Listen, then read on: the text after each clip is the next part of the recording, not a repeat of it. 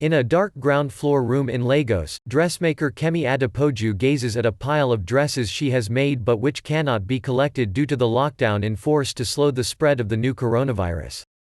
This lockdown came upon us suddenly. I used all my money to buy fabric. If I had known, I would have used it to buy food instead, said the mother of two, who runs her business from a room she rents in the Iwe, a suburb of Nigeria's largest city. Like millions in Africa, Adepoju works in the informal sector, which accounts for more than 85% of employment across the continent and will be largely bypassed by meager economic support measures that cash-strapped governments are rolling out. The International Monetary Fund said in a blog on the outbreak's impact on Africa last month that social distancing was not realistic for the most vulnerable, and the notion of working from home was only possible for the few. The very measures that are crucial to slowing the spread of the virus will have a direct cost on local economies, it said. The disruption to people's daily lives means less paid work, less income, less spending, and fewer jobs. Lockdowns, initially slated to last 14 days, began in Lagos and the capital, Abuja, on March 30. The government of Africa's most populous country has announced a repayment moratorium for government loans made to small businesses ranging from market traders to farmers, and has said it will offer similar relief to large companies. Muda Yusuf, Director General of the Lagos Chamber of Commerce, said the self-employed in cities would not benefit from these measures because they are aimed mainly at rural areas and no relief has been offered on commercial loan repayments. These measures are not likely to trickle down to people in the informal sector, he said. The government says it has begun making cash transfers to the country's poorest households, but many hawkers and other informal traders do not have bank or mobile money accounts to pay into even if they were eligible. Some 60% of Nigerians do not have a bank account, according to the World Bank.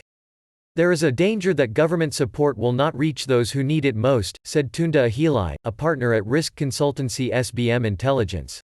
Until people can be found and tracked centrally and matched to their financial records, operations like these will at best be informed guesswork and fraught with corruption, he said. The coronavirus crisis has piled more pressure on the Nigerian government's finances at a time when it was already struggling with a slump in the price of oil, the mainstay of the economy. Even South Africa, the continent's most developed economy, has not been able to promise a massive fiscal stimulus to cushion the coronavirus blow, with the economy already in recession and unemployment hovering around 30%. It has announced tax relief for small businesses worth 500 Rand ($26.50) per month for each worker for 4 months, and will permit businesses with revenue of 50 million Rand ($2.66 million) or less to delay paying 20% of their employee tax liabilities over 4 months. But no support has been offered so far to the informal economy, which provides employment to 25 to 30% of South African workers, according to the World Bank.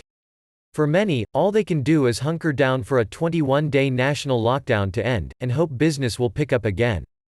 I work in a public space, which puts me at risk, said Natasha Mbayo, a hairdresser in Johannesburg's inner city. Once everything is fine, I can get back to earning money. Others are defying the lockdown to survive. I know I am not supposed to be sitting here selling, but I don't have a choice, said 69-year-old Lucy Malamele, who was selling spinach at a quieter-than-usual market in the crowded township of Soweto one day last week. If I didn't come, I would not have had money for these 2 loaves of bread.